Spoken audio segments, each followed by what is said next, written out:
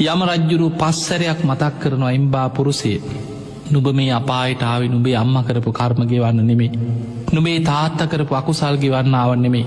නුඹේ නෑදෑයෙක් ඥාතියෙක් හිතවතෙක් කරපු කර්ම ගෙවන්න ආව නෙමෙයි. නුඹ විසින්ම කරගත්ත මේ අකුසල් නිසායි අපායට ආවේ කියලා මං කරපු අකුසලේ Tamanට පස්සරයක් මතක් කරලා යම රජ්ජුරු බේරගන්න ක්‍රමයක් නැත්නම් නිහඬ වෙනවා. අන්න එතනදී යමපල්ලෝ ඇතුළට ඇදලා ගන්නවා කියන.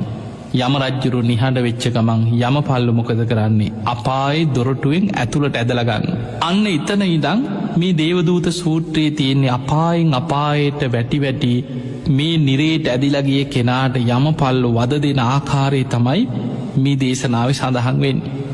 බුදුරජාණන් වහන්සේ දේශනා කරන මහණෙනි නිරිපල්ලෝ මේ කෙනා ඇතුළට ඇදලා අරගෙන ඉස්සල්ලාම කරන්නේ රත් වෙච්ච ගිනියම් වෙච්ච පොළවක උඩු බැලි අතට දාලා උල් 5ක් ගහනවා කියන.